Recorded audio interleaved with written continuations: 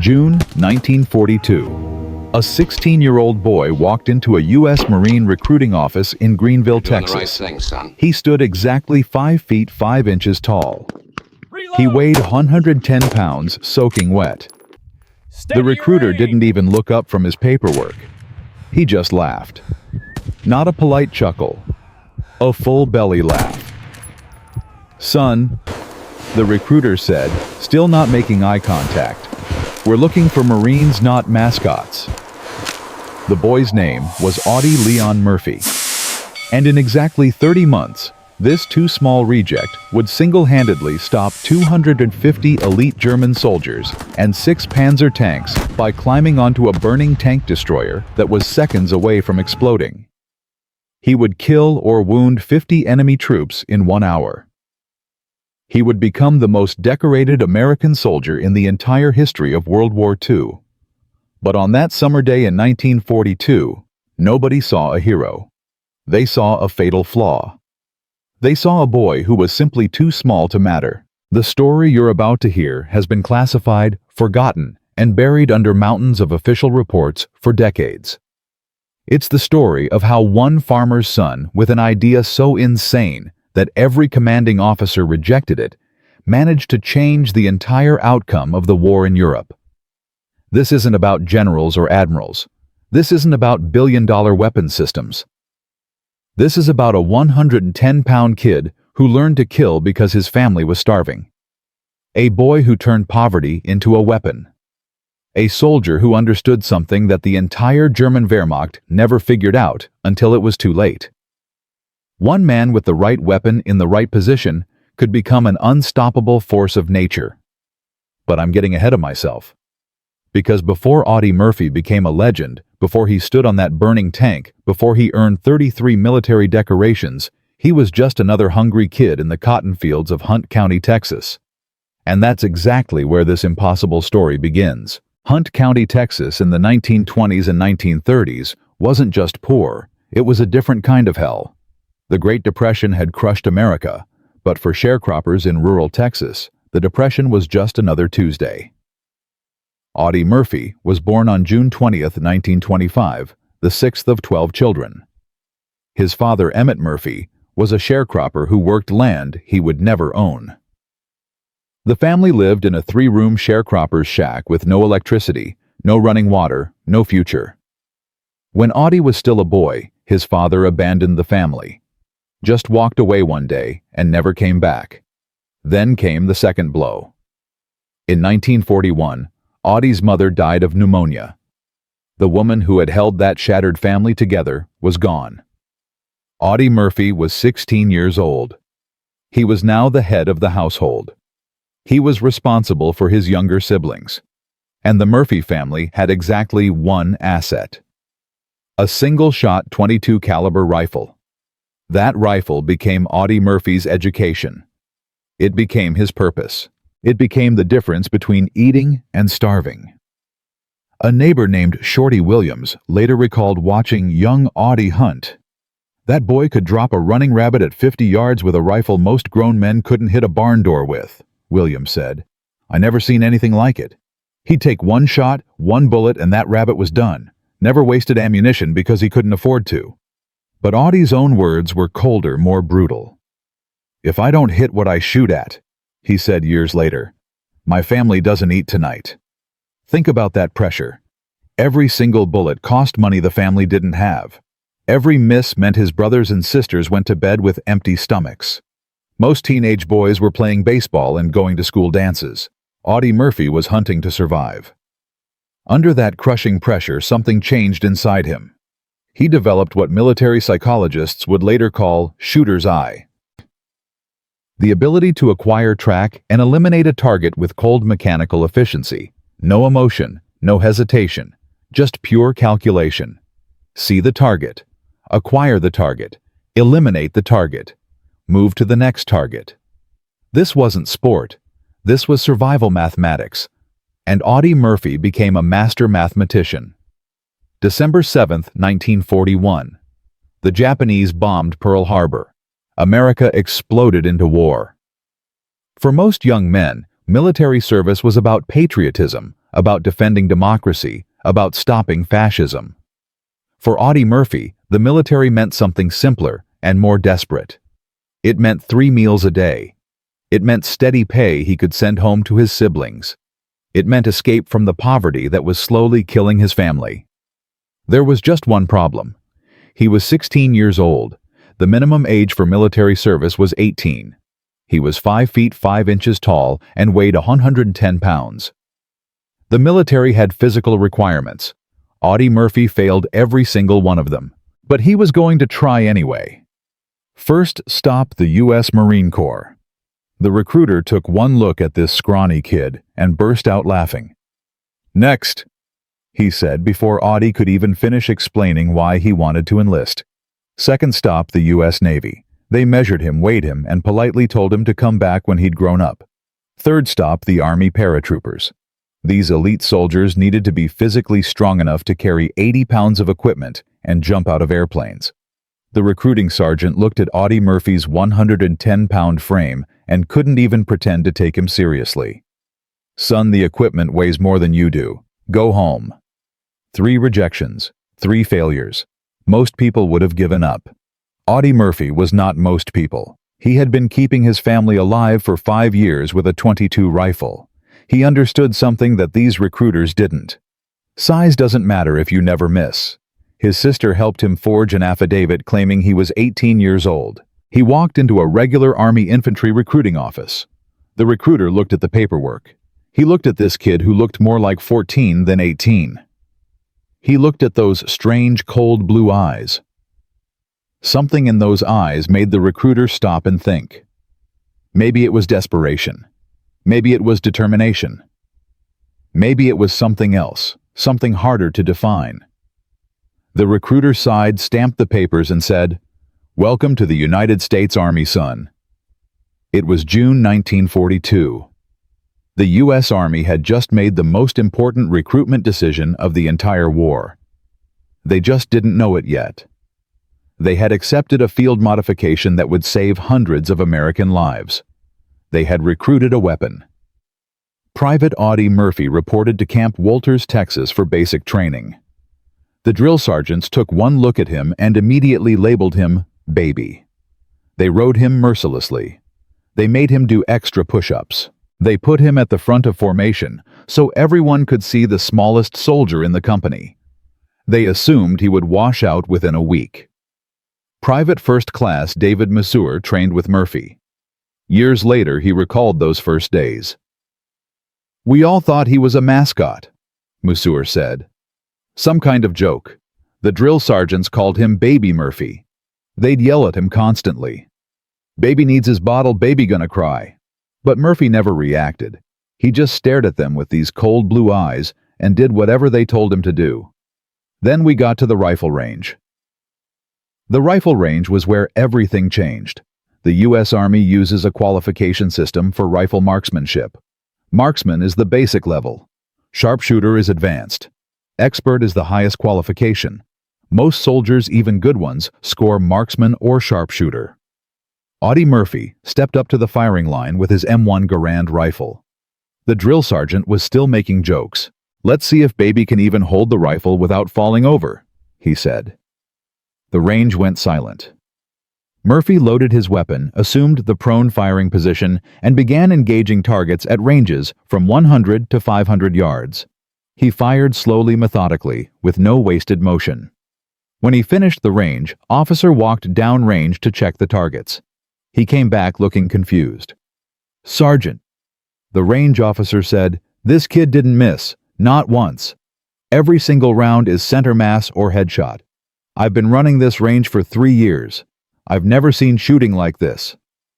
The drill sergeant walked over and looked at Murphy's target. Perfect score. Expert qualification. But more than that. Murphy had put every single bullet within a 6-inch circle at ranges where most soldiers were happy just to hit the man-sized target. The drill sergeants stopped calling him baby. They started calling him Murphy. And they started watching him very carefully. What the Army didn't understand yet was that they hadn't just recruited a good shot.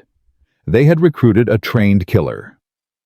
Audie Murphy had spent 5 years learning that missing meant starving. He had rewired his brain to eliminate any hesitation, any emotion, any human feeling that might interfere with putting a bullet exactly where it needed to go. He was 17 years old. He looked like a child. And he had the cold, mechanical efficiency of a professional assassin. The transformation was complete. The poverty-stricken farm boy had become a precision instrument. The question was, would the army be smart enough to use this weapon? Or would they waste him on some rear echelon assignment because he was too small? July 1943. Operation Husky. The Allied invasion of Sicily. Company B, 15th Infantry Regiment, 3rd Infantry Division, hit the beaches as part of the massive assault to knock Italy out of the war. Private Audie Murphy was finally going to war. The landing itself was chaotic but relatively light on casualties. The real fighting started when the Americans pushed inland into the mountains. Sicily's terrain was a nightmare. Narrow roads, steep hills, perfect defensive positions everywhere. The German and Italian defenders were dug in and waiting. Company B pushed forward toward the town of Palermo. They were taking sniper fire constantly. Men were getting hit by machine guns hidden in the rocks. The advance was slow, bloody, and frustrating. Then Murphy's squad got pinned down. A German MG-42 machine gun nest had them locked in place. This weapon was terrifying. It fired 200 rounds per minute so fast that it sounded like a zipper instead of individual shots. The squad leader called for artillery support, but the coordinates were wrong. They were stuck. Men were dying. The textbook solution was to wait for armor support or call in more artillery. That could take hours. Murphy saw the problem differently. He'd been hunting his whole life. He understood terrain.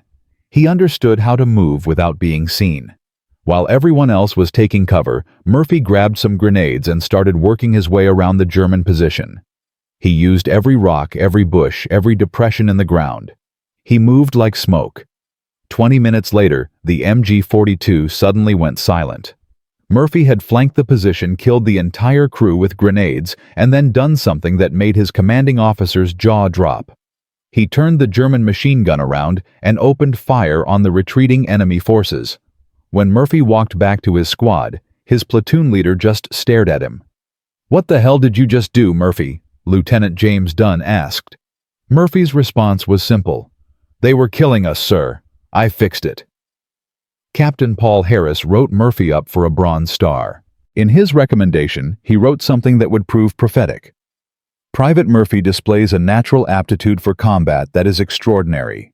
He shows no fear and executes with cold precision. This soldier will either be dead within a month or become one of the most effective combat troops in this division. Harris was half right. Murphy wasn't going to die. He was going to become a legend. But the real question that nobody was asking yet was this. What happens when you take a boy who learned to kill to survive, give him military training, and put him in an environment where killing is not just acceptable, but rewarded? What kind of weapon have you created? And more importantly, what happens to that weapon when the war is over? Sicily was just the opening act. The real horror show was about to begin in Italy. September 1943. The Allied invasion of mainland Italy at Salerno. Company B landed under heavy fire. The Germans were waiting for them. The fighting was immediate, brutal, and unrelenting. Murphy's performance in Sicily had caught the attention of his superiors.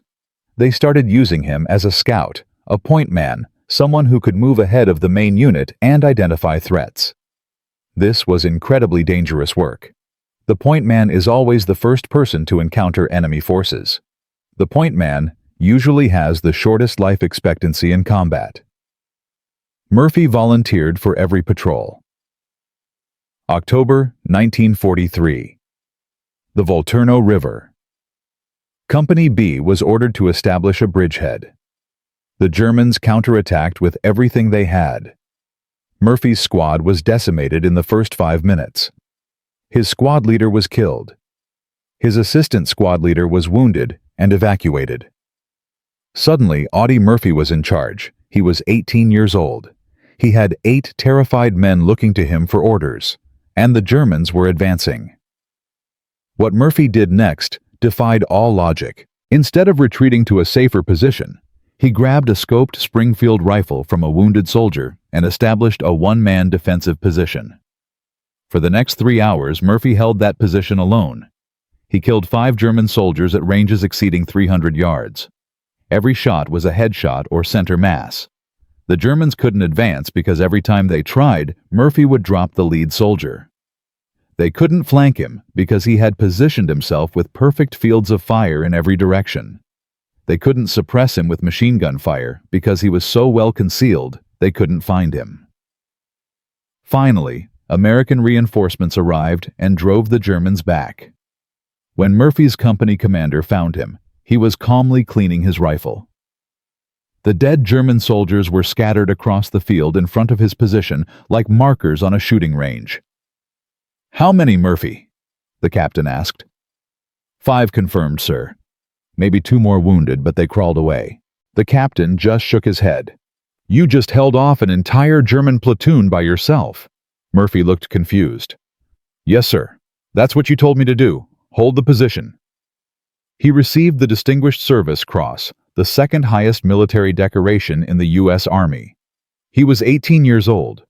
He'd been in combat for less than 4 months, and he was already becoming something more than human, something colder, something more efficient at the mathematics of death. The Italian campaign ground on through the winter of 1943 to 1944. Anzio, Cassino, Rome. Murphy was in all of it. He was wounded twice. He was promoted to corporal, then sergeant. He collected more decorations: silver stars, bronze stars, Purple Hearts. But the decorations weren't what changed him. It was the accumulation of death. Every battle, Murphy watched his friends die. The guy who shared cigarettes with him. The soldier who showed him pictures of his kids. The corporal who taught him how to play poker. One by one, they were killed or wounded and evacuated. And Murphy survived, every single time. His superiors started to notice something disturbing. Murphy didn't mourn anymore. When someone died, his face showed nothing. He would just check the body for ammunition and grenades, redistribute the equipment to the remaining squad members, and move on. The cold efficiency that kept his family fed in Texas was now being applied to warfare. And it was terrifying to watch. August 1944, southern France. Operation Dragoon. Company B landed near Saint-Tropez. The mission was to push north and link up with the forces that had landed at Normandy. Near Montélimar, Murphy's platoon was ambushed. The German forces had set up a perfect kill zone. Machine guns, mortars, clear fields of fire. It was a textbook ambush. The platoon leader, Lieutenant James Manning, was killed in the opening seconds. The platoon sergeant was wounded and couldn't function. 18 American soldiers were pinned down with no leadership and no way to retreat. This was the breaking point. The moment when units collapse and men die or surrender. Sergeant Audie Murphy, 19 years old. 10 pounds, looked at this impossible situation and made a decision. He was taking command. He didn't ask permission. He didn't wait for orders from higher up. He just started giving orders. Browning team suppressing fire on the left machine gun. Riflemen on my signal. You're moving to that stone wall. I'll cover you. His voice was calm, cold, mechanical. The men responded. Maybe it was his reputation. Maybe it was the absolute confidence in his voice. Maybe it was because he was the only person who seemed to have any idea what to do. But they followed his orders. For the next 2 hours, Murphy directed a defensive action that military historians still study today. He exposed himself to enemy fire to identify positions. He personally accounted for 15 confirmed enemy kills. He coordinated the platoon's fire to create gaps in the German assault. And he held that crossroads. When reinforcements finally arrived, the German forces withdrew. Company B had suffered 3 dead and 7 wounded. The German company had lost more than 40 killed or wounded. The battalion commander, Lieutenant Colonel Michael Pollock, arrived on scene.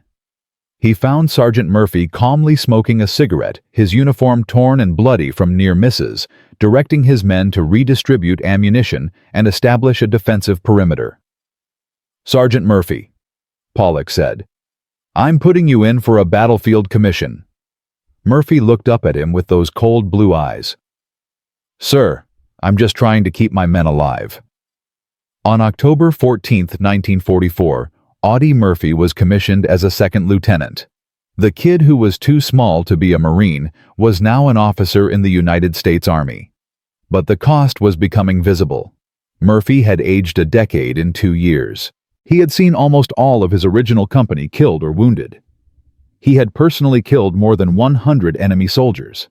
And something inside him had broken, the human part, the part that feels empathy or remorse or fear. That part was gone, burned away by the constant exposure to death. His friends noticed the change. Murphy never laughed anymore. He never talked about after the war. He never made plans. He lived in a permanent present tense where the only thing that mattered was the next mission, the next battle, the next moment of staying alive. One soldier later recalled, "Murphy wasn't scared anymore because he couldn't feel fear. He'd used it all up. He was running on empty, just going through the motions. The only thing that still registered was keeping the rest of us alive. That was all he had left." November 1944. The 3rd Infantry Division crossed into Germany.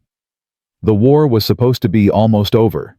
The Germans were retreating on all fronts. Victory was just a matter of time. Everyone thought the worst was behind them. They were wrong. The worst was still coming. And it was coming to a frozen forest in eastern France called the Colmar Pocket. It was coming to a place called Holtzwihr.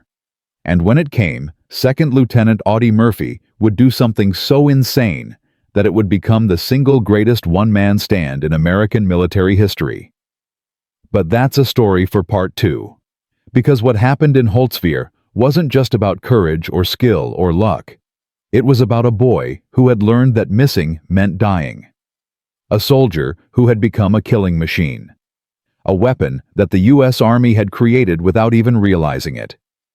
And when you point that weapon at 250 German soldiers and 6 Panzer tanks, you're about to witness something that defies every rule of warfare. Something that the German Army couldn't explain, couldn't understand, and ultimately couldn't survive. In part 2, we'll see exactly how one 110-pound farm boy stopped an army. How he climbed onto a burning tank destroyer with 1,000 gallons of fuel and 50 rounds of high-explosive ammunition. How he stood there for 1 full hour, exposed to fire from 3 sides, and systematically destroyed an entire German company. We'll see the mathematics of that impossible hour. The weapon, the position, the tactics, and the cold, brutal efficiency of a hunter who had learned that missing means starving. The Germans thought they were attacking a weak American position. They had no idea they were about to meet the most lethal soldier America had ever created. See you in part 2. In part 1, we met Audie Murphy, the 110-pound farm boy rejected by every branch of the military who became the U.S. Army's most lethal weapon. We saw him transform from a starving rabbit hunter into a cold, efficient killing machine. We watched him earn battlefield commission after battlefield commission, decoration after decoration, as he carved a path of destruction through Sicily, Italy, and France. But now, in January 1945, Murphy and Company B are about to face something far worse than any battle they've survived. They're about to face the Colmar Pocket, the last piece of French soil controlled by Hitler's Wehrmacht.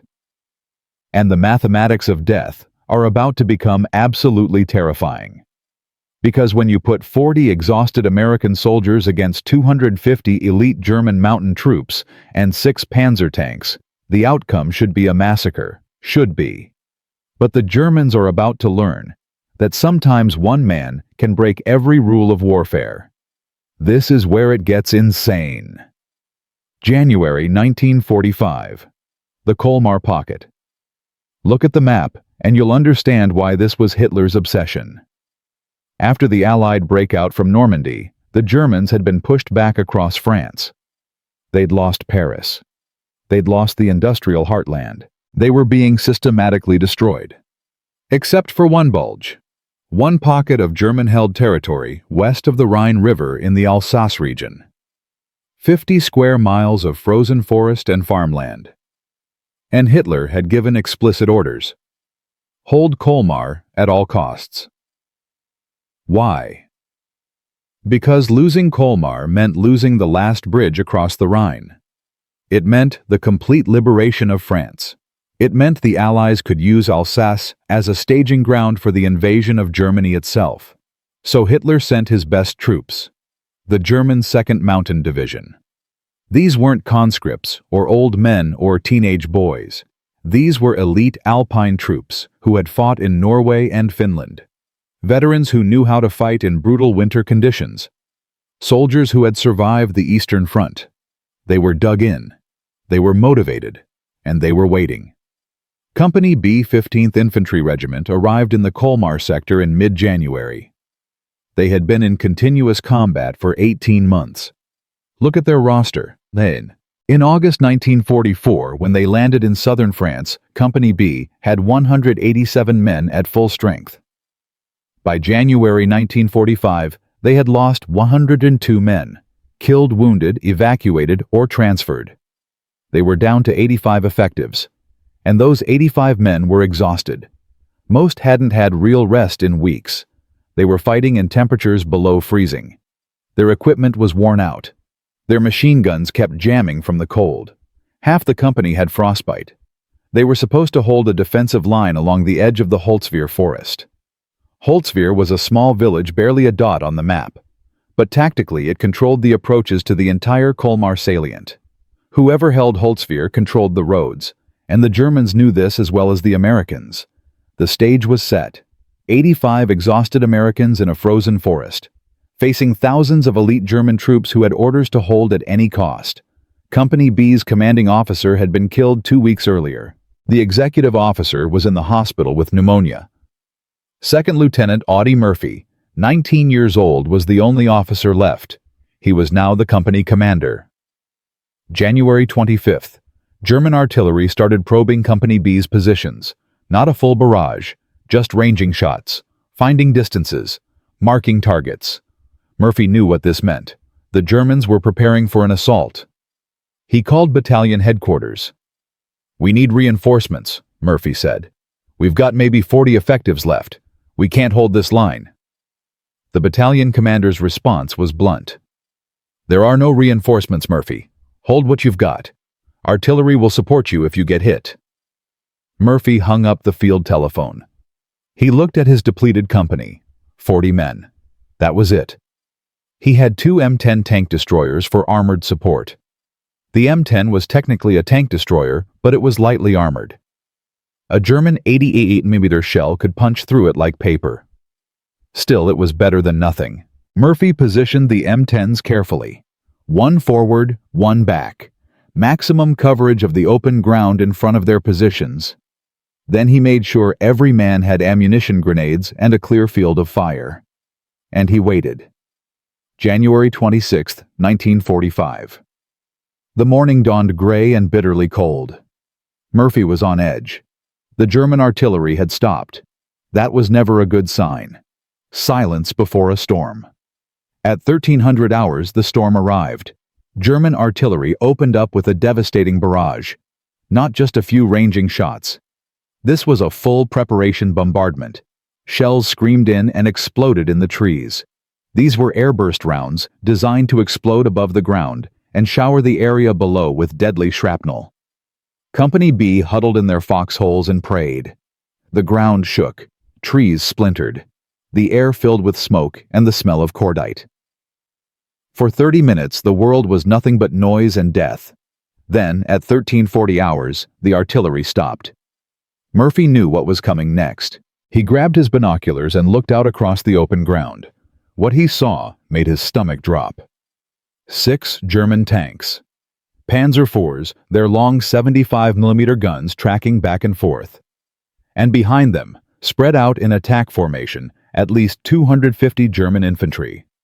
All wearing white winter camouflage. Moving like ghosts across the snow. Private First Class Donald Ekman was the first to report. "Lieutenant tanks 6 of them. And Jesus Christ, look at all that infantry." Murphy didn't hesitate. He grabbed the field telephone to the Artillery Fire Direction Center. "Fire mission. German armor and infantry coordinates as follows." He rattled off the numbers. The artillery response was immediate. Shells began falling on the German advance. But it wasn't enough.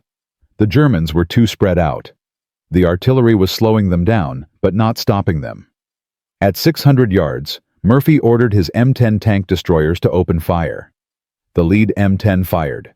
The shot missed. The crew was exhausted. Their hands were numb from the cold. The gunner couldn't get a clean sight picture. The German tanks returned fire immediately. An 88mm shell hit the rear M10 dead center. The turret erupted in flames. The crew bailed out and ran for the trees. The forward M10 tried to reposition. The driver gunned the engine. The tracks spun on the frozen ground.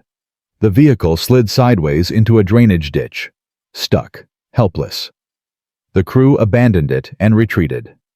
It was 1420 hours. Both tank destroyers were out of action. The German infantry was now at 200 yards and closing fast. This was the moment. The breaking point. Without armor support, Company B couldn't stop 6 tanks and 250 infantry. Murphy knew the mathematics. 40 Americans against those odds. They'd be overrun in minutes. He made the hardest decision of his life. "Fall back!" Murphy yelled. "Everyone back to the secondary positions. Move now!" The company began retreating into the deeper woods. But Murphy himself didn't move. He stood there watching the German advance. The burning M10 was 50 yards in front of him.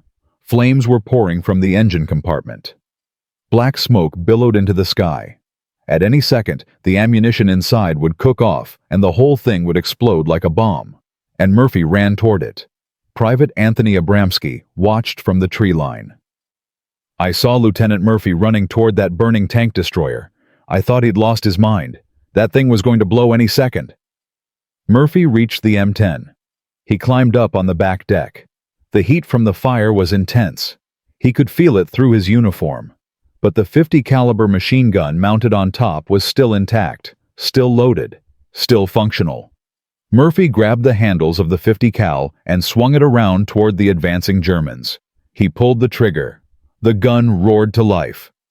The Browning M2 .50 caliber machine gun is one of the most devastating infantry weapons ever created. It fires a half-inch diameter bullet at 2,900 feet per second.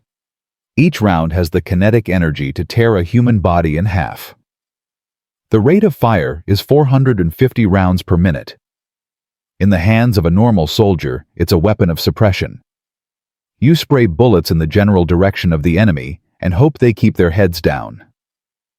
In the hands of Audie Murphy, it became a surgical instrument. Murphy wasn't suppressing, he was eliminating.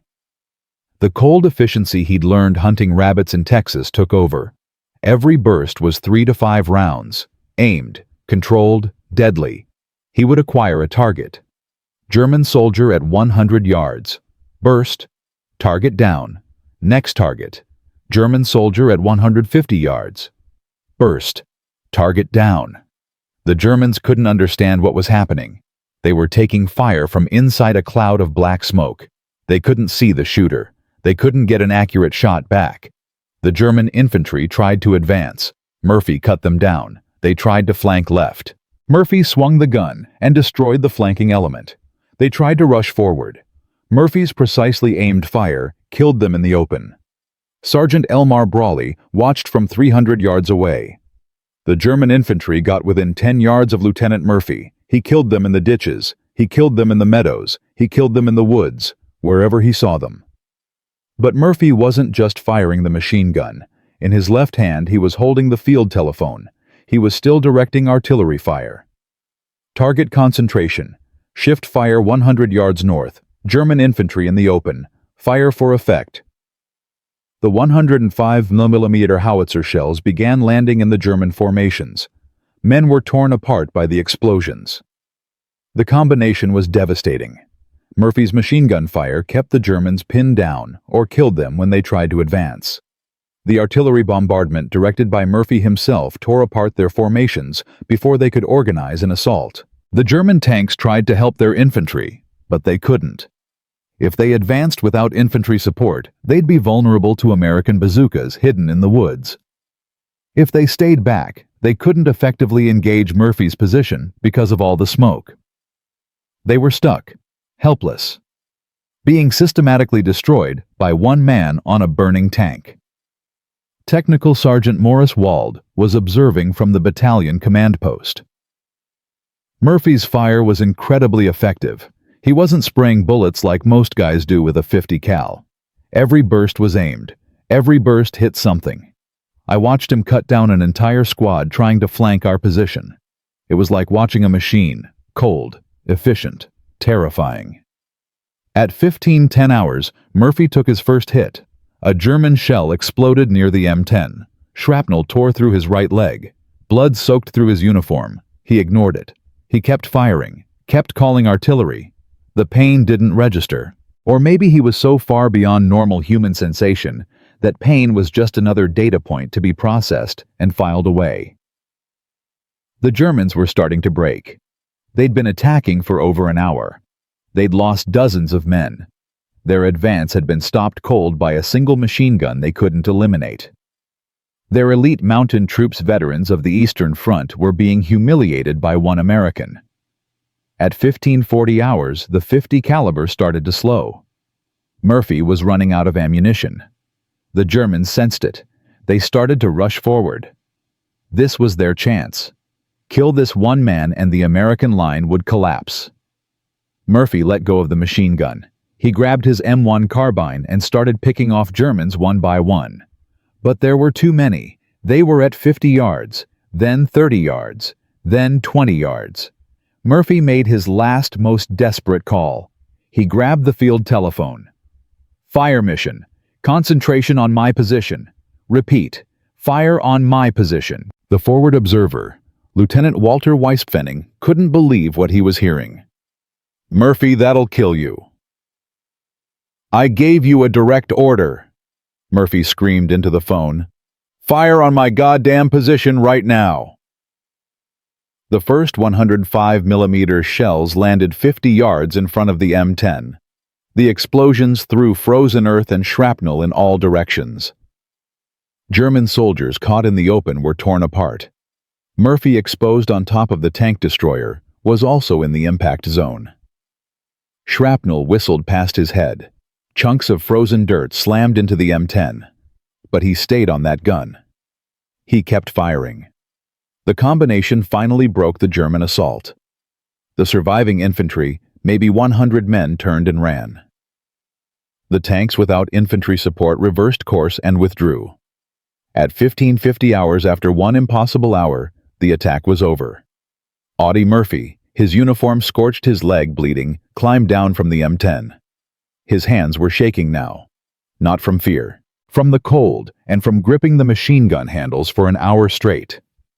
He walked calmly back to the tree line.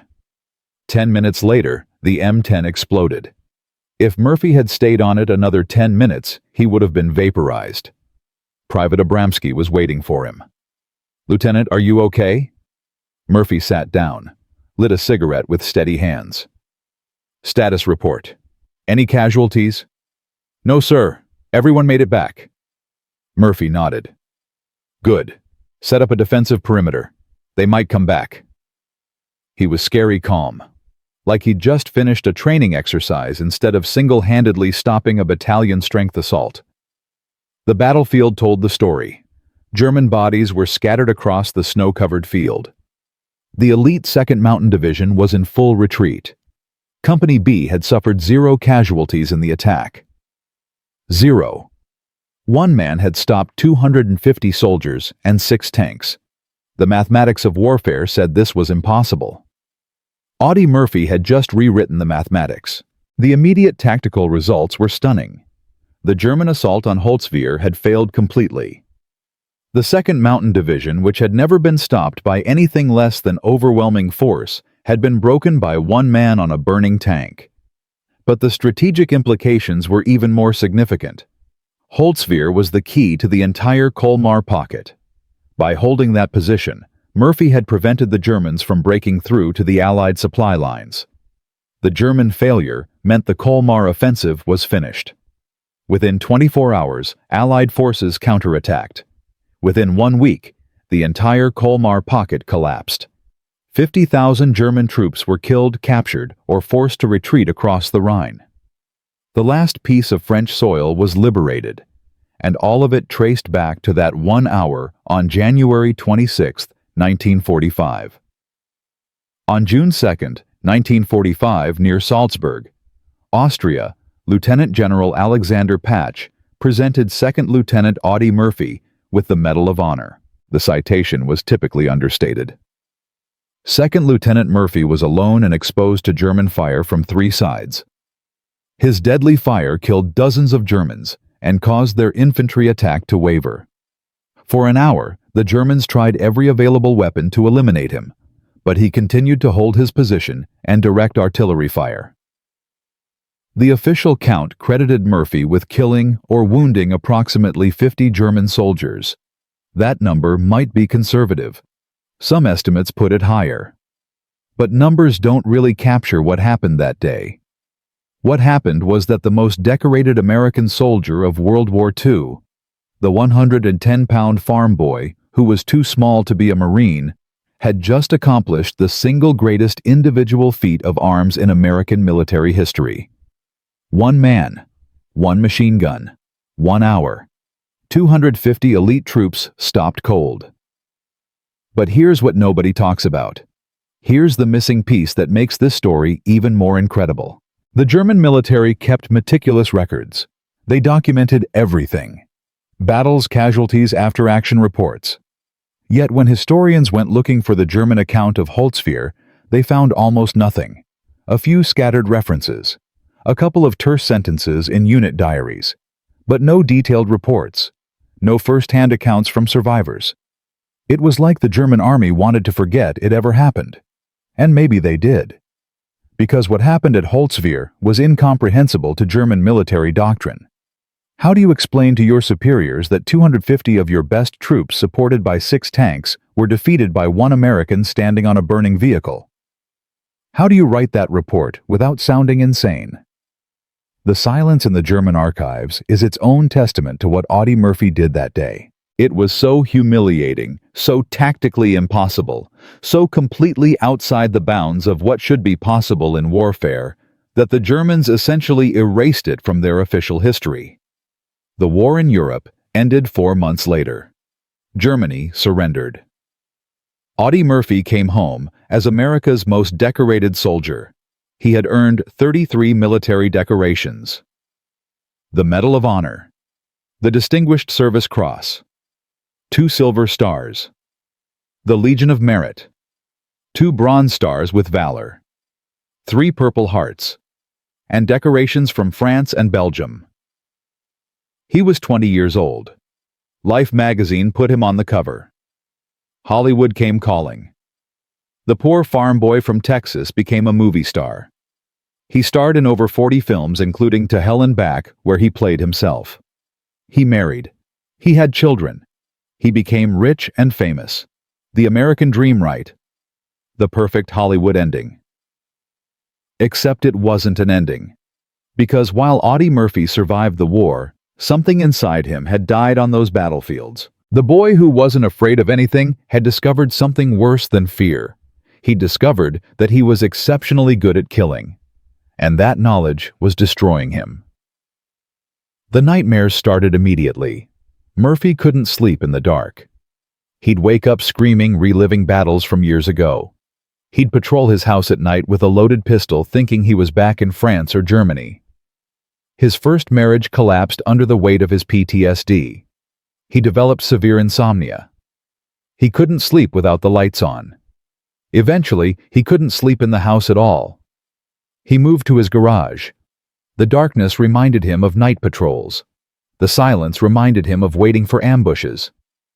Murphy wrote about it later. I can't remember when I didn't have nightmares, They became part of my life like breathing.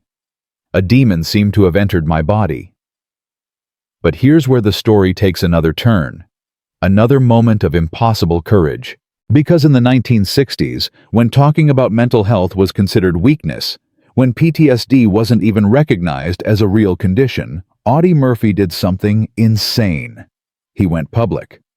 America's greatest war hero stood up and said, "I have battle fatigue. I have nightmares. I need help." He wrote articles for major magazines about his struggles. He testified before Congress about the need for better mental health care for veterans. He used his fame, his platform, his status as a national hero to break the stigma. This was the same courage he'd shown on that burning tank destroyer, except this time he was fighting for all the veterans who couldn't fight for themselves. The soldiers coming back from Vietnam with the same demons. The men who were too ashamed to ask for help because they thought it made them weak. Murphy showed them it didn't. In 1951, Murphy married Pamela Archer. She was the one who truly understood him. She saw both sides, the hero and the haunted. And she didn't run. For 20 years, she stood by him. She weathered the nightmares. She supported his advocacy work. She was his anchor. Then, on May 28, 1971, Audie Murphy died. Not in combat. Not from his wounds. He died in a private plane crash in Virginia. He was 45 years old. America mourned its greatest hero. Murphy was buried at Arlington National Cemetery with full military honors. President Nixon attended the funeral. Thousands of people lined the route. But the story doesn't end there either. Because Pamela Murphy discovered that her husband, the most decorated soldier in American history, had died nearly broke. Bad investments and mismanagement had left her with almost nothing and mountains of debt. She was a 50-year-old widow with 2 teenage sons. She could have written a tell-all book. She could have sold Murphy's medals. Instead, she did something that would have made Audie proud. She got a job at a VA hospital. Not as an administrator or consultant. As a clerk, a patient liaison. And for the next 35 years, Pamela Murphy dedicated her life to helping veterans. She worked at the VA until she was 87 years old. She became an advocate for veterans' benefits. She cut through bureaucracy. She made sure veterans got the care they deserved.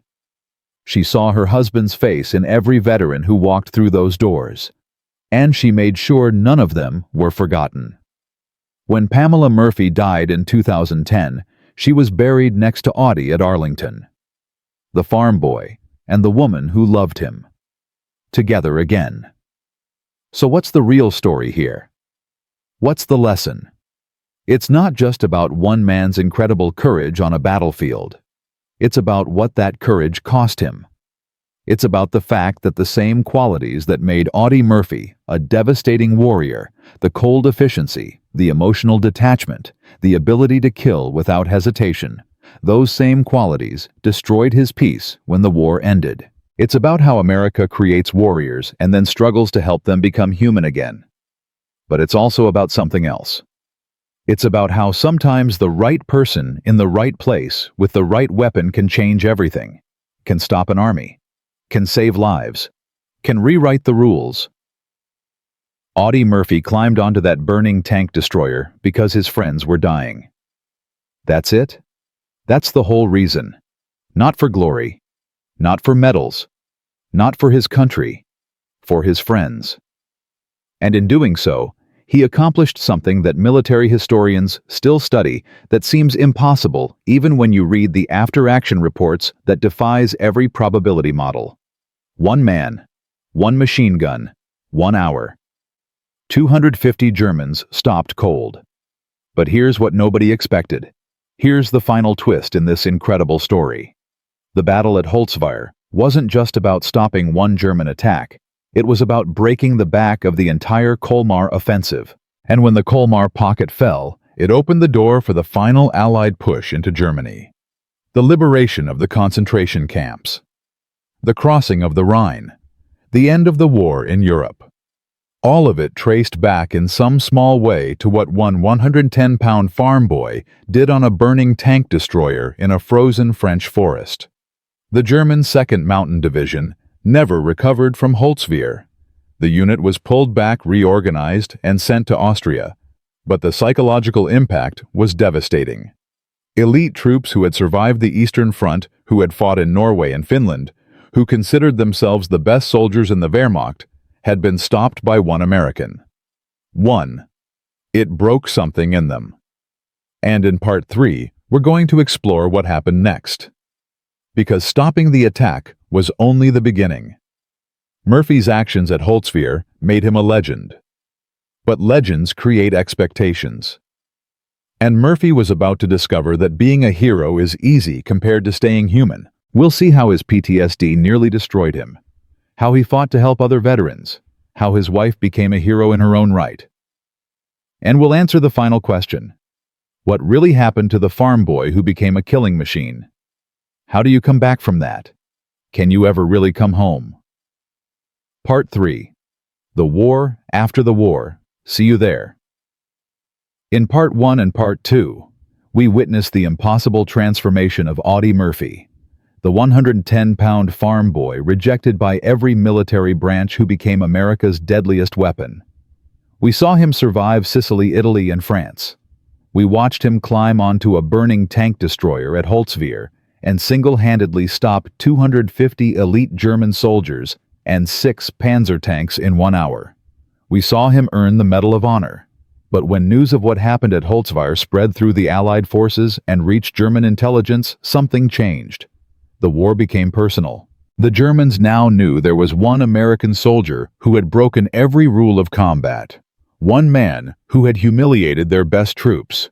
And they wanted him dead. This is no longer about survival. This is about what happens when you become a legend while the war is still raging. This is about the price of being too good at killing. February 1945.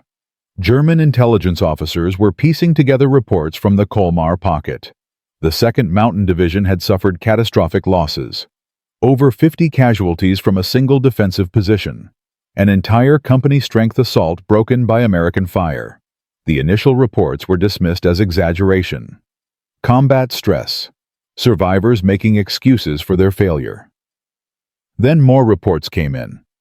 American prisoners of war interrogated by German intelligence kept mentioning one name.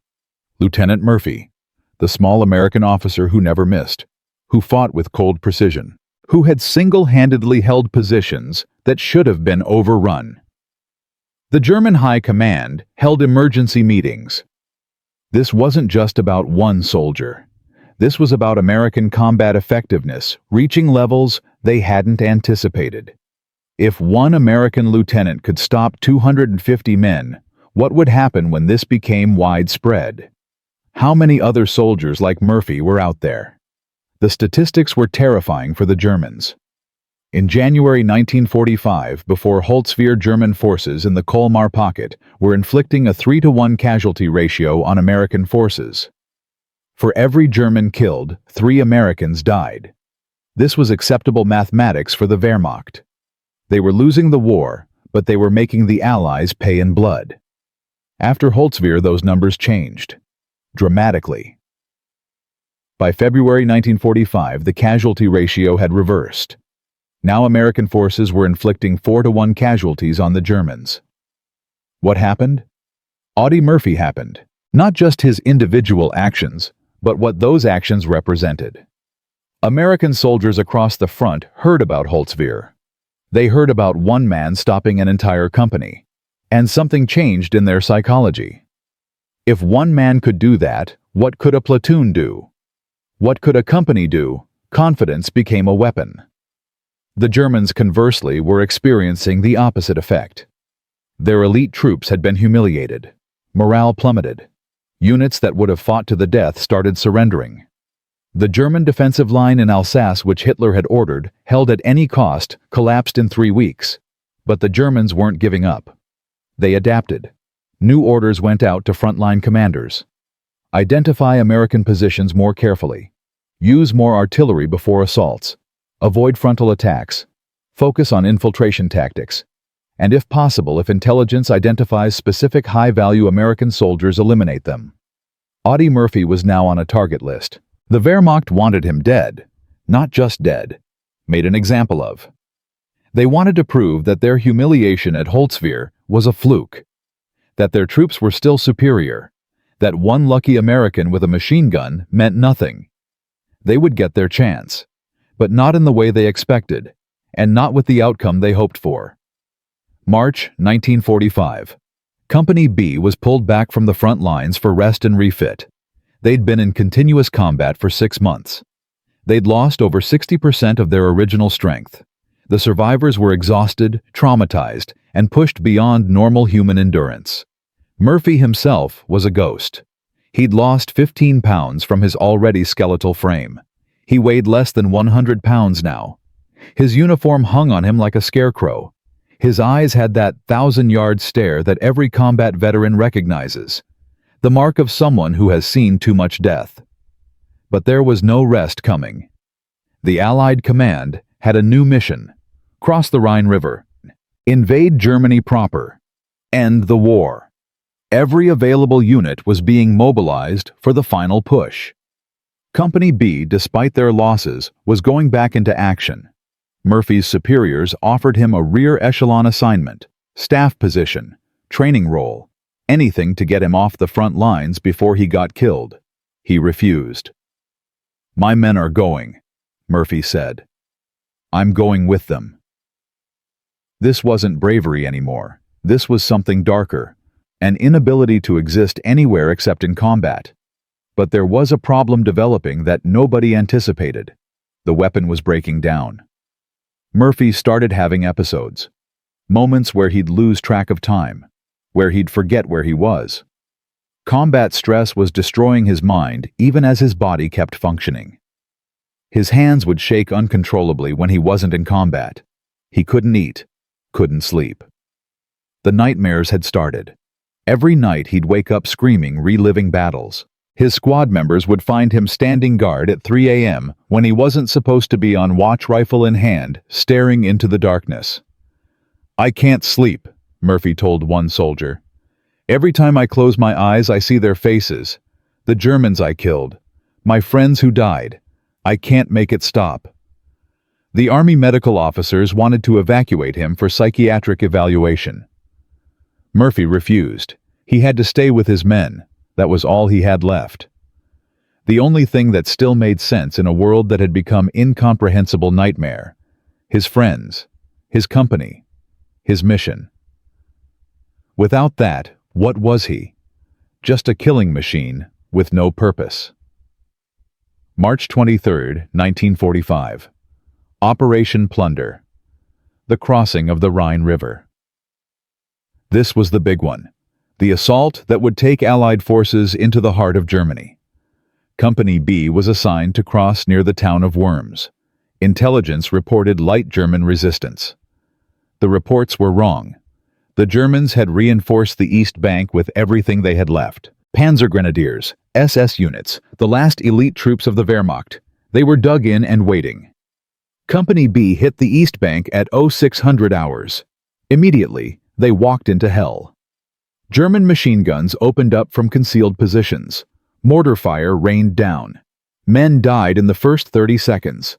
The company was pinned down on the riverbank with nowhere to go. Advance meant death. Retreat meant crossing back over the exposed river. They were trapped. Murphy assessed the situation. 3 German machine gun positions, maybe 80 meters away. Dug into reinforced bunkers. Interlocking fields of fire. Perfect defensive setup. The textbook solution was to call for artillery or armor support. But artillery couldn't hit the bunkers without risking hitting Company B. Armor couldn't cross the river yet. They were on their own. Murphy made a decision. He grabbed 2 other soldiers. "We're flanking left. Suppressing fire on my mark." He didn't wait for approval. He just moved. Classic Murphy tactic. Murphy. Use the terrain. Move fast. Hit hard. The 3 Americans crawled through the mud and debris. German bullets snapped overhead. Mortar rounds exploded around them. Murphy reached a position 40 meters from the first bunker. He pulled the pin on a grenade. Counted. Threw. The grenade disappeared into the bunker, firing slit. Explosion. The machine gun went silent. Second bunker. Same tactic. Crawl, position, grenade. Explosion. Silence. Third bunker. But this time the Germans saw them coming. They swung their MG-42 around. Bullets tore up the ground around Murphy. One of the soldiers with him was hit, screaming. Murphy didn't hesitate. He stood up, exposed himself to draw fire, and charged. He fired his carbine as he ran. Bullets tore through his uniform but somehow missed flesh. He reached the bunker, shoved his rifle through the firing slit, emptied the magazine, then dropped a grenade inside. The explosion was muffled by the concrete, but devastating inside. The third gun fell silent. Company B surged forward. The Germans, their defensive line broken, retreated. In 15 minutes, Murphy had eliminated 3 fortified positions and opened the path for his entire company.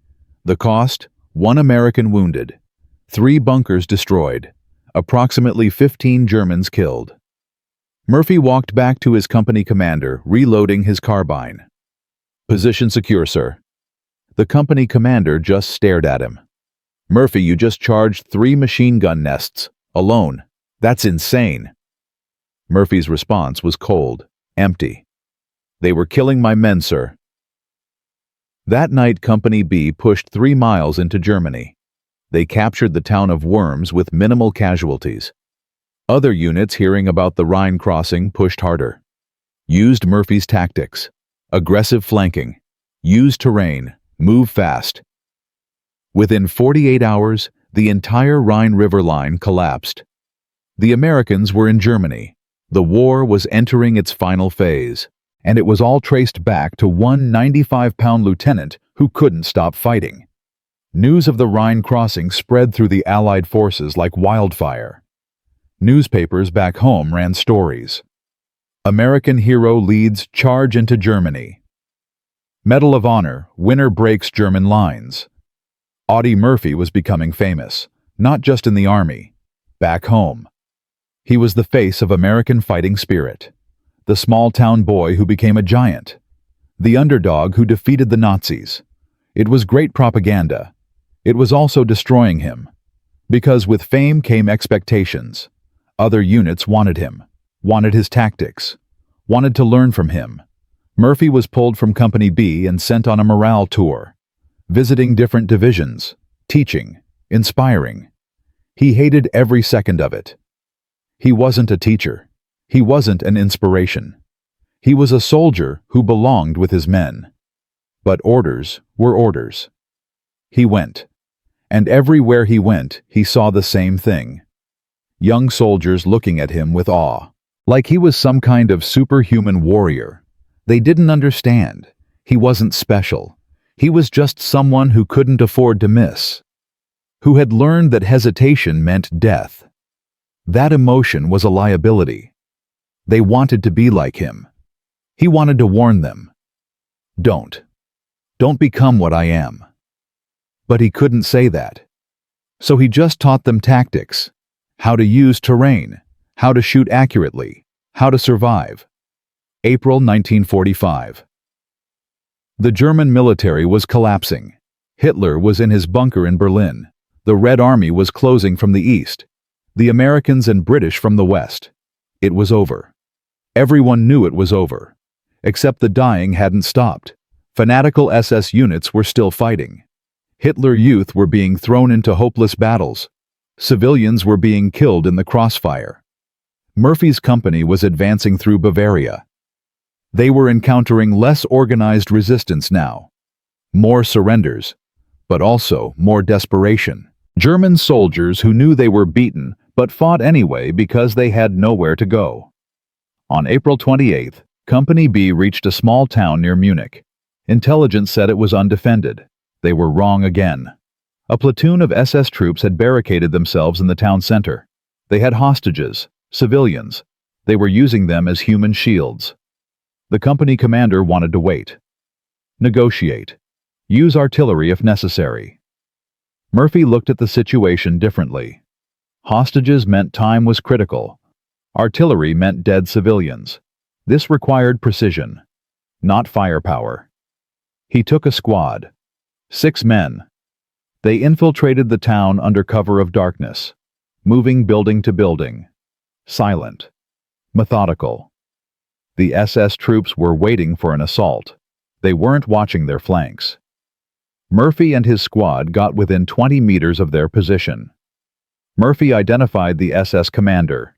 Young officer, maybe 22 years old. Fanatical. He was going to kill those hostages rather than surrender. Murphy lined up the shot. 1 round. Center mass. The SS commander dropped. Before the other SS troops could react, Murphy's squad opened fire. Precise. Controlled. The SS troops, suddenly leaderless, lost their nerve. 3 were killed. The rest surrendered. The hostages were freed. 0 civilian casualties. The town was liberated. Another mission accomplished. Another set of lives saved by cold, efficient violence. Murphy's method was now the standard. Hit fast. Hit hard. Use precision instead of overwhelming force. Save lives by taking lives. The mathematics of warfare. Murphy style. The impact of Murphy's tactics spread across the European theater. By late April 1945, American casualty rates had dropped by 30%. Not because the Germans were weaker, but because American soldiers were fighting smarter. Using Murphy's lessons, flanking instead of frontal assault. Precision fire instead of suppression. Terrain analysis instead of brute force. Battalion commanders were issuing new directives based on case studies of Murphy's actions. The Murphy method became unofficial doctrine. Field manuals were being rewritten in real time based on his combat reports. German prisoners of war reported that their officers were warning them about American tactics. The Americans don't fight like they used to. They're faster, more aggressive, more precise. This was Murphy's legacy spreading through the entire army. One man had literally changed how America fought wars. The statistics were undeniable. Units that adopted Murphy-style tactics suffered 35% fewer casualties while inflicting 40% more enemy casualties. The math was simple. Murphy's way worked. It saved American lives. It won battles faster. It shortened the war. May 2, 1945. Company B received word. Hitler was dead. Berlin had fallen. German forces were surrendering en masse. The war in Europe was over. Murphy sat on the hood of a Jeep smoking a cigarette and felt nothing. No relief, no joy, no sense of victory, just emptiness. He'd survived. Somehow impossibly he'd survived. Almost everyone else from his original company was dead or wounded.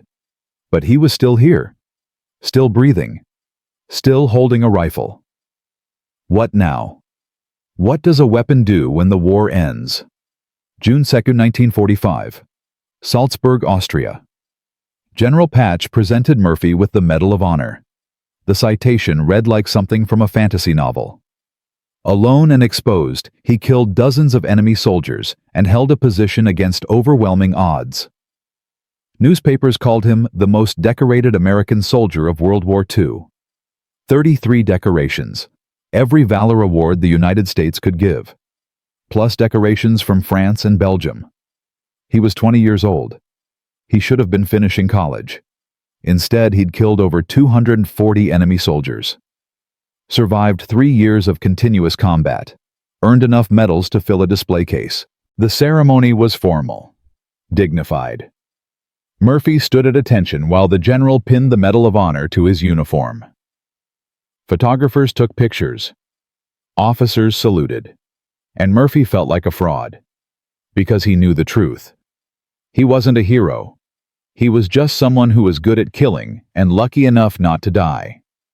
The real heroes were the men who didn't come home. The soldiers whose names nobody remembered. His friends who died in Italy and France. They were the heroes. He was just the one who survived. After the ceremony, a reporter asked him, "How does it feel to be America's greatest hero?" Murphy's response was honest, brutal. "I don't feel like a hero. I feel like I should have done more, should have saved more men. I keep thinking about the ones who didn't make it." The reporter didn't print that quote. It didn't fit the narrative. America needed heroes, not broken soldiers talking about survivor's guilt. So the newspapers ran stories about the brave farm boy who defeated the Nazis, the small-town kid who became a legend, the perfect American success story.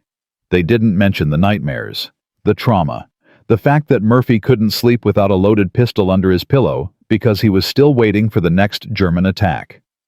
July 1945. Murphy returned to the United States. He was given a hero's welcome. Parades in New York City, Washington, D.C., his hometown in Texas. Thousands of people cheering, bands playing. He smiled and waved and shook hands and gave speeches. And inside, he was dying.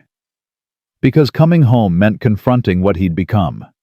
The war had turned him into something that didn't fit in peacetime society. A killing machine with no enemy left to kill. A soldier with no war left to fight. He was 20 years old, and he had no idea how to be a normal person anymore. Life magazine put him on the cover. Hollywood producers called. They wanted to make movies about him, wanted him to star in them. It seemed perfect. The American dream. Fame. Fortune. Recognition. But Murphy was haunted. Every night the nightmares came. Every loud noise made him reach for a weapon that wasn't there. Every crowd made him scan for threats. He was home, but he'd never left the battlefield. The war was over, but inside Audie Murphy, the fighting had never stopped. The broader impact of Murphy's service went beyond personal trauma. Military historians later calculated that Murphy's actions, combined with the tactical innovations he inspired, may have shortened the European war by weeks, possibly months. How many lives did that save? How many American soldiers came home because Murphy showed the army a better way to fight? The estimates ranged from 5,000 to 15,000 American lives saved, tens of thousands of German casualties that broke their will to fight. The liberation of concentration camps weeks earlier because Allied forces advanced faster. Murphy never thought about it in those terms. He just knew that 47 of his friends from Company B never came home. That's what haunted him. Not the Germans he killed, but the Americans he couldn't save. Yet the mathematical reality remained. Audie Murphy, the 110-pound farm boy who was too small to be a Marine, had single-handedly changed the trajectory of World War II. His tactics were now being taught at West Point. His combat reports were studied in military academies. His name became synonymous with courage, innovation, and effectiveness in combat. But here's what nobody talks about. Here's the part that gets left out of the history books. The cost. What it cost Audie Murphy to become that effective. What it cost America to create a soldier that good at killing. Because Murphy didn't just win battles. He lost himself. The farm boy who hunted rabbits to feed his family became a man who couldn't exist outside of combat. The soldier who saved thousands of lives couldn't save his own peace of mind. He'd become exactly what the army needed him to be. The perfect weapon. Cold, efficient, unstoppable. And when the war ended, when that weapon was no longer needed, what happened to it? In Part 4, we'll see the final chapter. The war after the war. Murphy's struggle with PTSD decades before it had a name. His fight to help other veterans. His Hollywood career that masked inner torment. And we'll meet Pamela Murphy, the woman who saw past the legend and loved the broken man underneath. We'll discover how the most decorated soldier in American history died broke and haunted, and how his widow spent 35 years finishing the mission he started. Because the real story isn't just about what Audie Murphy did in the war, it's about what the war did to him, and what one woman did to make sure his sacrifice meant something. Part 4. The final mission. The one that never ends. In this four-part journey, we've witnessed something extraordinary. A 110-pound farm boy from Texas, rejected by every military branch, who became the most decorated American soldier in World War II. We watched Audie Murphy transform from a starving rabbit hunter into a precision killing machine. We saw him climb onto a burning tank destroyer at Holtzwihr and single-handedly stop 250 elite German soldiers and 6 Panzer tanks. We saw his tactics spread through the entire U.S. Army, changing how America fought the war and potentially saving thousands of lives. But now comes the question nobody wants to ask. What happened to the weapon when the war ended? What happened to the man who became too good at killing? Because this story has a final twist that most people don't know. A twist that reveals the real cost of creating the perfect soldier. And it starts with a simple truth. Sometimes the greatest victory on the battlefield leads to the longest defeat at home.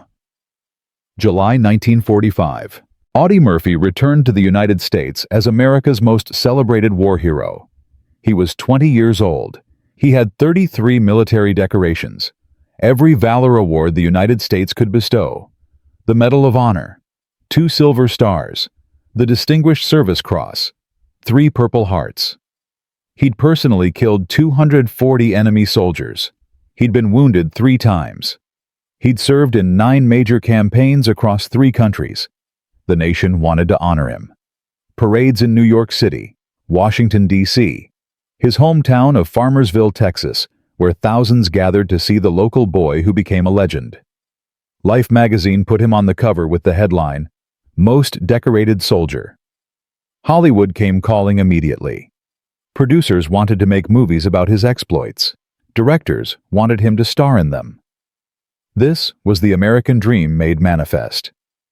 Poor farm boy defeats the Nazis and becomes rich and famous. The perfect ending. Except it wasn't an ending. It was the beginning of a war that would last the rest of Murphy's life. A war he couldn't win with a rifle. The nightmares started immediately. Every night Murphy would wake up screaming, reliving Holtzwihr, reliving the Rhine crossing, reliving dozens of firefights where he'd killed men or watched his friends die. He couldn't sleep in the dark. The darkness reminded him of night patrols, of waiting for German attacks, of the moment before combat, when everything was silent and terrifying. He started sleeping with all the lights on. Then he couldn't sleep in his bedroom at all. Too enclosed. Too much like a bunker. He moved to the living room.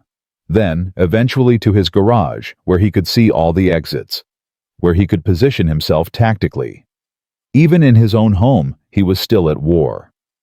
His first marriage to actress Wanda Hendricks in 1949 lasted only 16 months.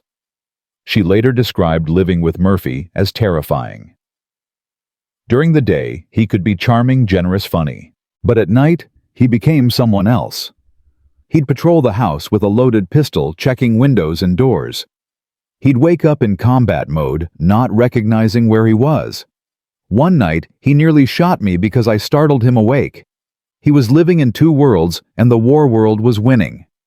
Murphy himself tried to explain it in interviews, though most journalists didn't print his honest answers. "I can't remember when I didn't have nightmares," he said in 1955. "They became part of my life like breathing. It's like a demon entered my body during the war and never left.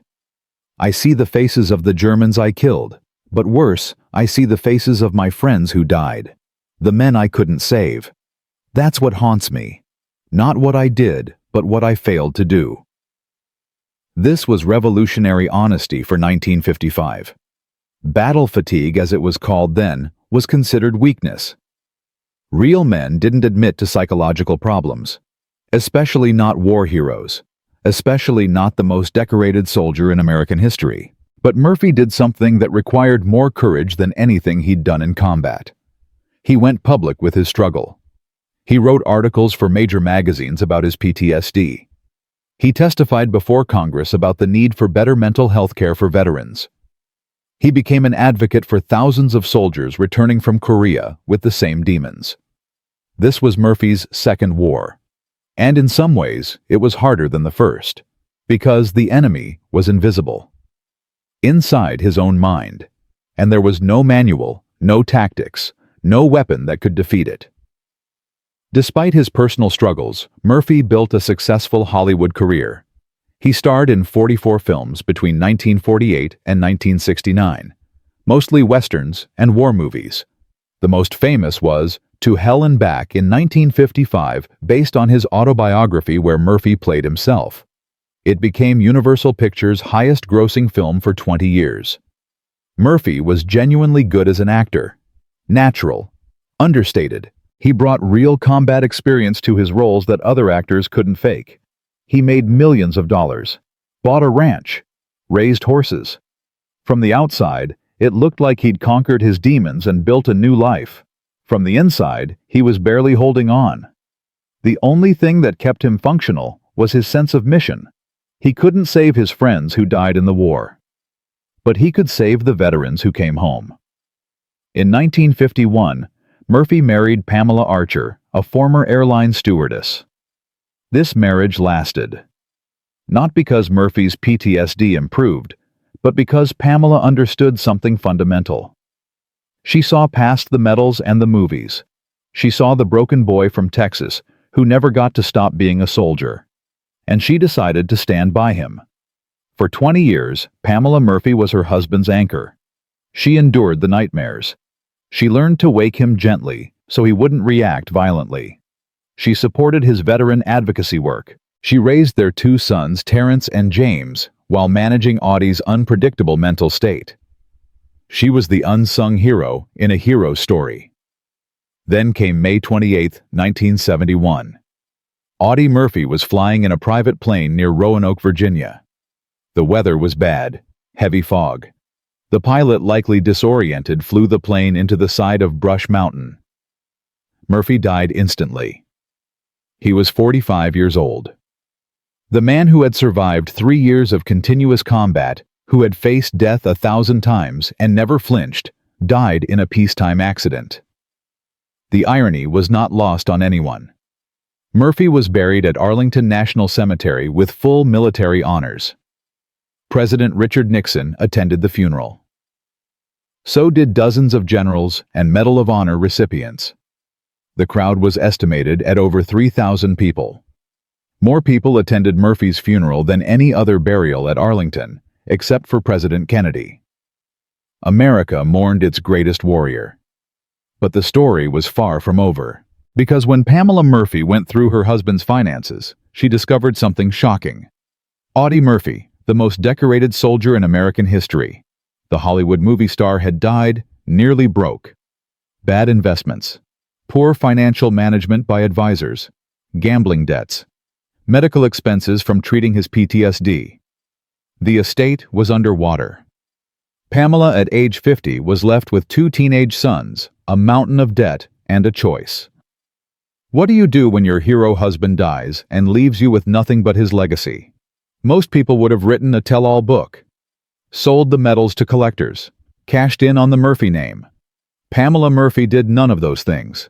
Instead, she did something that would have made Audie proud. She walked into the Sepulveda Veterans Affairs Hospital in Los Angeles and asked for a job. Not as an administrator, not as a consultant, as a clerk, a patient liaison.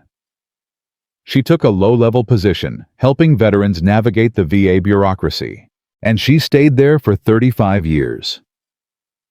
From 1973 until 2008, when she was 87 years old, Pamela Murphy showed up to work every day at that VA hospital. She helped Vietnam veterans file claims.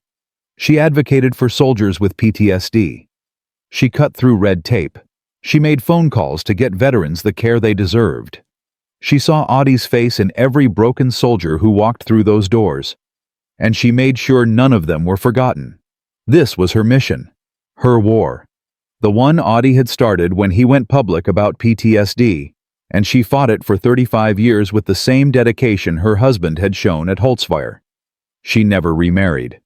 When asked why, she said simply, "I had my great love, that was enough." But the legacy of Audie Murphy extends far beyond his personal story. The tactical innovations he pioneered, the Murphy method of warfare, became foundational to American military doctrine. His emphasis on precision over firepower, flanking over frontal assault, using terrain and speed instead of overwhelming force, these principles were codified into training manuals after the war. The U.S. Army studied his combat reports at West Point. Future officers learned his tactics, and those tactics saved lives in every subsequent American conflict. In Korea, American soldiers used Murphy-style flanking maneuvers to overcome Chinese human wave attacks. In Vietnam, small unit tactics emphasized the kind of individual initiative and tactical awareness Murphy had demonstrated. Even in modern conflicts in Iraq and Afghanistan, Special Operations Forces employ principles that trace directly back to Murphy's combat methodology. Military historians estimate that Murphy's tactical legacy has saved between 10,000 to 15,000 American lives across 70 years of conflicts. His influence on how America trains and deploys soldiers is incalculable. One man in 3 years of combat changed military doctrine for generations. The M2 Browning .50 caliber machine gun that Murphy used at Holtzwihr is still in service today. It's the longest-serving weapon in the U.S. military arsenal in continuous use since 1933. Over 3 million have been produced. It's seen action in every American conflict since World War II. And the tactics for employing the .50 cal, the emphasis on aimed fire rather than suppression that comes directly from Murphy's example. When modern soldiers train on the M2, they're taught to aim to make every burst count, to use precision. That's Murphy's ghost teaching them. The farm boy who couldn't afford to waste a .22 round on a rabbit, who learned that every shot had to matter, his philosophy is embedded in how America uses heavy weapons. The technical specifications haven't changed much since 1945, but the doctrine, the understanding of how to use that weapon effectively, that was revolutionized by 1 hour on a burning tank destroyer in January 1945. Murphy proved that even the most powerful weapon is only as effective as the person operating it. Training discipline and the right mindset matter more than caliber or rate of fire. But perhaps the most important legacy isn't tactical or technical, it's psychological.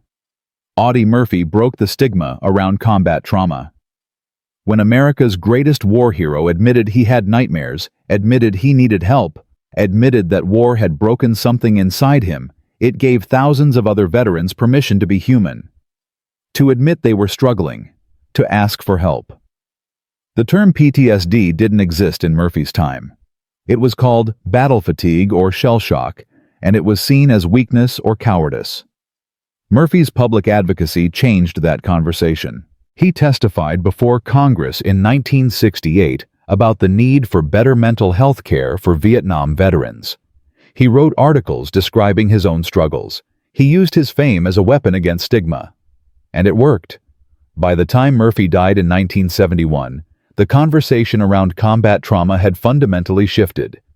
Veterans could seek help without shame. The VA began developing PTSD treatment programs. Research into combat psychology expanded.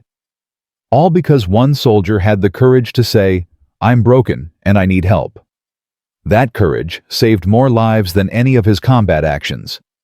Because the veterans who got treatment, who learned to manage their trauma, who didn't commit suicide or self-destruct, they survived because Murphy showed them it was okay to ask for help. Now, here's the final piece.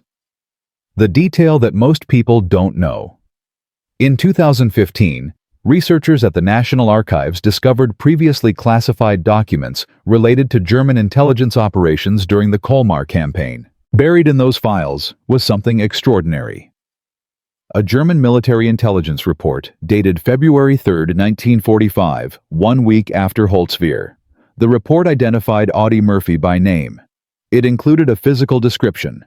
Small American officer, approximately 1.65 meters tall, extremely dangerous. The report recommended priority targeting of Murphy if his position could be identified. The Germans had specifically put him on a kill list.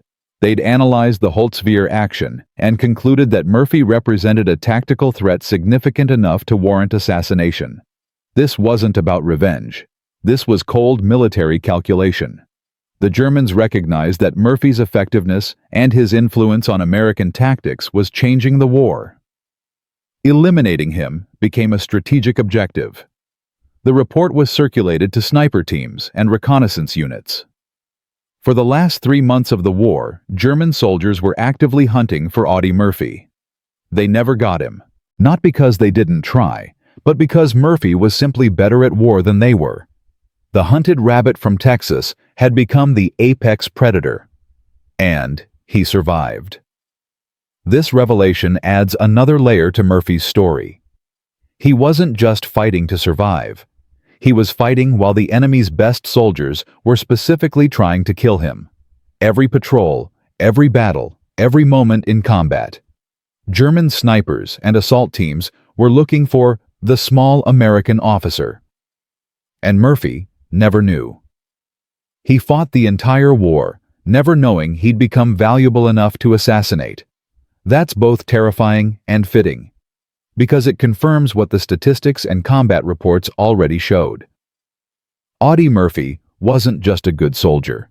He was a weapon so effective that the Wehrmacht considered him a strategic asset worth eliminating. One man had become important enough to change the calculus of war. The German report estimated that Murphy's actions and tactical influence had cost them between 500 to 700 casualties by February 1945. That's conservative. Other estimates put his direct and indirect impact at over 2,000 German casualties. 1 soldier, 3 years. 2,000 enemy soldiers killed or wounded because of his actions or the tactics he pioneered. The mathematics of Murphy's war are staggering, and the Germans knew it. That's why they wanted him dead. So, what's the final lesson here? What does this 90-minute journey through Audie Murphy's life teach us? It's this.